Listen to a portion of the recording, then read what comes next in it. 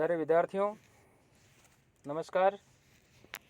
BA पाठ प्रथम के सभी विद्यार्थियों का हार्दिक अभिनंदन है, स्वागत है। आज हम द्वितीय प्रश्न पत्र में रघुवंश का जो द्वितीय सर्ग है उसका हम अध्ययन प्रारंभ करने जा रहे हैं। इससे पहले मैंने रघुवंश का जो कथानक है, रघुवंश की जो कहानी है, उसके विषय में एक वीडियो आपके पास तक मैंने पहुंचाया था और आपने शायद उसको सुना होगा, ऐसी मैं आशा करता हूं। ये रघुवंश का जो द्वितीय सर्ग है, यहाँ इसका हम पहला पद्य है उसका हम अब अध्ययन करेंगे। चूँकि समय बहुत कम होता है और उसमें यदि भूमिका बांधने लग जाएंगे तो पूरा समय उसी में चला जाता है, इसलिए बिना किसी रुकावट के मैं डायरेक्ट जो है पद्य का ही वाचन कर रहा हूँ। अत प्रजानाम अधिपः प्रभाते जाया प्रतिग्राहित गंधमाल्याम वनाय पीत प्रतिबद वत्साम यशोधनो धेनुम ऋषि मुमोच। अथ यशोधनः प्रजानाम अधिपः प्रभाते जाया प्रतिग्राहित गंधमाल्याम पीत प्रतिबद वत्साम ऋषेः धेनुम वनाय मुमोच।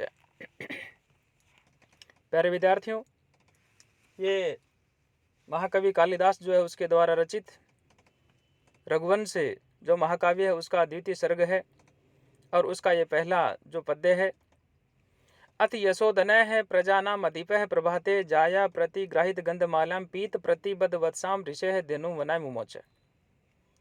अथ यानी इसके पश्चात यशोधनः, यशोरूपी धन वाला ये यशस्वी राजा, प्रजानाम अधिपः प्रभाते जाया प्रतिग्राहित गंधमाल्याम पीत प्रतिबद वत्साम ऋषेः धेनुम वनाय मुमोच। यानी यशस्वी जो राजा है उस राजा दिलीप ने प्रातः होने पर, जो नंदिनी होती प्रभाते प्रातः होने पर, जाया प्रतिग्राहित गंधमाल्याम, नंदिनी के बछड़े को दूध पिलाने के बाद उसको जो है खूंटे से जो है बांध दिया है और इसके पश्चात रानी सुदक्षिणा द्वारा जो भी पूजा की सामग्री होती है, उसमें चंदन है, पुष्प है, माला है इत्यादि के द्वारा नंदिनी नामक जो धेनु होती है उसको पहले पूजा गया और उसके पश्चात उस नंदिनी धेनु को जो है वन में स्वच्छ विचरण के लिए जो है छोड़ दिया जाता है। प्यारे विद्यार्थियों, जो भी महाकाव्य होते हैं उनके सर्गों के अंदर जो है सभी पद्यों में लास्ट के पद्यों को छोड़ करके सभी में एक ही छंद होता है। तो मैं आपसे यूँ निवेदन करूँगा कि आप टिप्पणी के रूप में इसमें एक तो जो है इसका जो उपजाति छंद है यह आप इसमें जिसका जो है वर्णन करेंगे।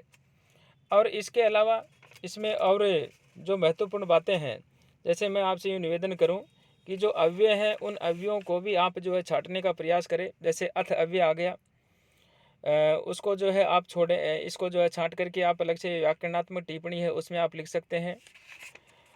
अब दूसरा जो पद्य है इसका हम जो है वाचन करेंगे। दूसरा जो पद्य है देखिए, तस्याः खुरन्यास पवित्र पांसुम अपाम शूला नाम धूरी कीर्तनिया मार्गम मनुष्येश्वर धर्म पत्नी श्रुतिर इव अर्थम स्मृति अन्वगच्छत।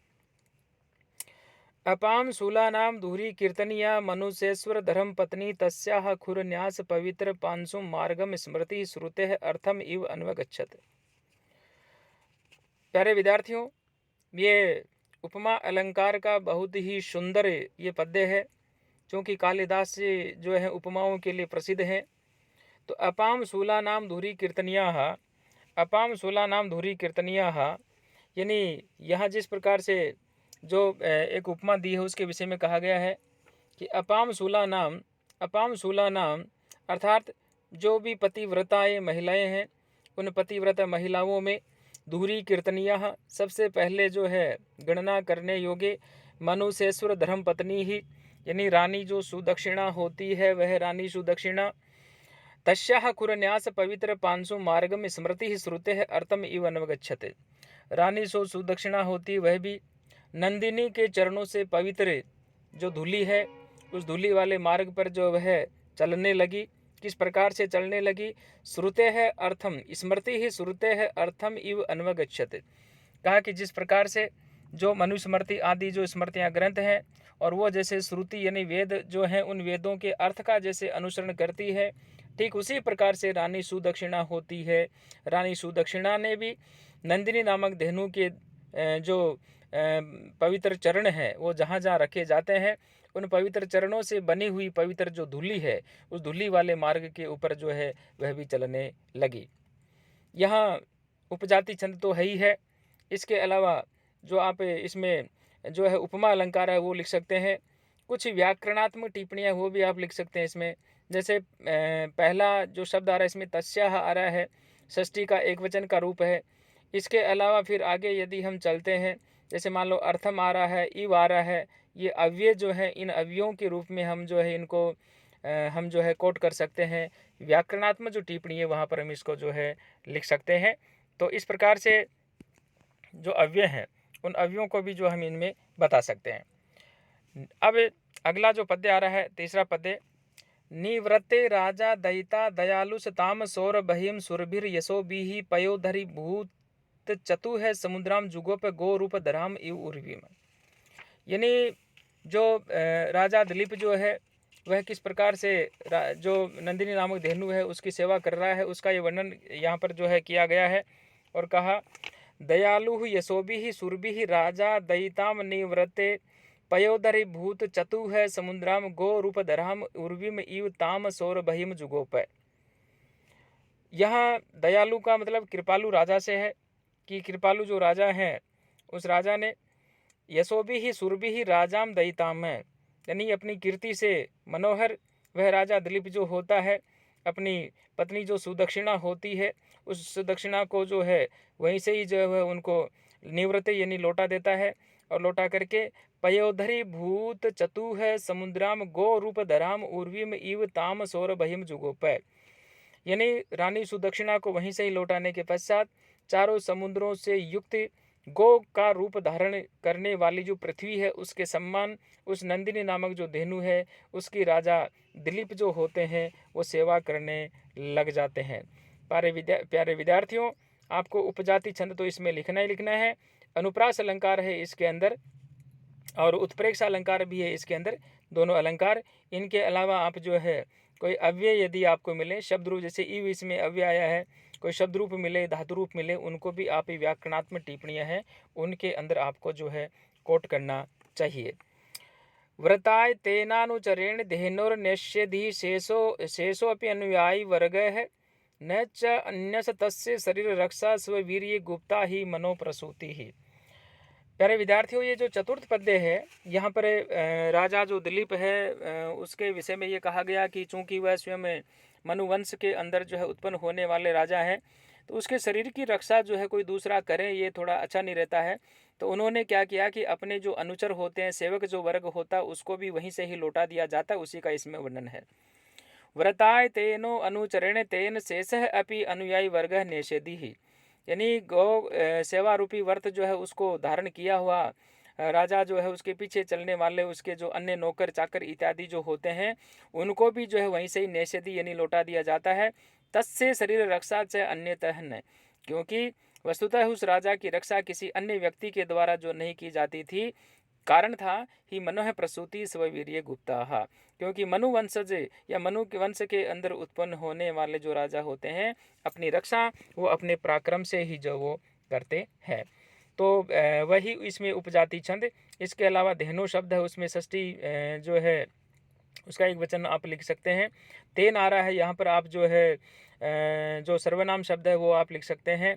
नैषधि तस्य आ रहा है यहाँ पर आप षष्ठी का एक वचन लिख सकते हैं। च है, न है, ही है, ये तीनों जो है अव्यय हैं, इनको भी आप जो है व्याकरणात्मक टिप्पणी है उसके अंदर आप इनको जो है कोट कर सकते हैं, यानी वहाँ पे आप इनको लिख सकते हैं।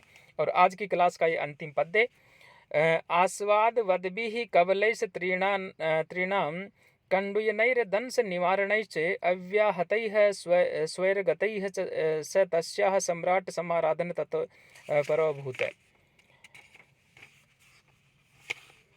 सम्राट है यानी जो इसमें मैं आपको जो पढ़ा रहा हूँ ये साथ में अन्वय जो है यहाँ पर अब अनुवाद करते समय अन्वय में हम आ जाते हैं।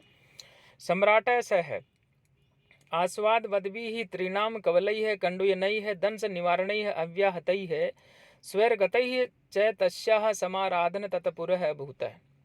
सम्राट स है सम्राट दिलीप आस्वाद वदवी ही त्रिनाम कवलई है स्वादिष्ट घास वाले जो ग्रास होते हैं उनको तोड़ तोड़ करके नंदिनी नामक जो धेनु होती है उसको खिलाते हैं। और कंडुयनई है दंस निवारणई है और उनके अंगों को खुजलाते हैं। और दंस निवारणई है अव्याहतई स्वर्गतई है तस्याः समाराधन तत्पर भूत है। जंगली जो मच्छर होते हैं उन जंगली मच्छरों को उड़ाने तथा निर्बाध व स्वतंत्र जो विचरण है कर देने के लिए जो है उस नंदिनी की सेवा जो है वो तत्परता से जो है करने लगे। प्यारे विद्यार्थियों, राजा दिलीप उस नंदिनी की सेवा जो है बहुत ही तत्परता से वो करते हैं। उन्होंने गौ को जो है स्वादिष्ट घास खिलानी जो है वो शुरू कर दी और समय समय पर उसके शरीर पर हाथ फेरते रहते हैं, उसको खुजलाते रहते हैं। गौ का बड़ा सुख जो है अनुभव होता है और गौ के शरीर पर बैठने वाले मच्छर हैं उनको भी जो उड़ाते रहते थे जिससे कि वे दंश न कर पाए, उनको डस नहीं पाए। इसके अतिरिक्त राजा ने गौ के विचरण में किसी भी प्रकार की बाधा नहीं डाली और इसे वह जंगल में अपनी इच्छा के अनुसार जो विचरण करने के लिए छोड़ दिया। प्यारे विद्यार्थियों, व्याकरणात्मक टिप्पणी की यदि मैं आपसे चर्चा करूं, स है यहाँ पर आप टिप्पणी लिख सकते हैं, सम्राट में आप टिप्पणी लिख सकते हैं, अव्यय जैसे च आया यहाँ टिप्पणी लिख सकते हैं, तस्य आया यहाँ टिप्पणी लिख सकते हैं। इन तमाम टिप्पणियों को लिखते हुए जो है आपको इन जो व्याख्या है उसको आपको जो है समाप्त करना चाहिए। आज की क्लास में इतना ही सभी विद्यार्थियों के लिए। जब तक हमारी अगली क्लास मिले तब तक के लिए सभी को बहुत बहुत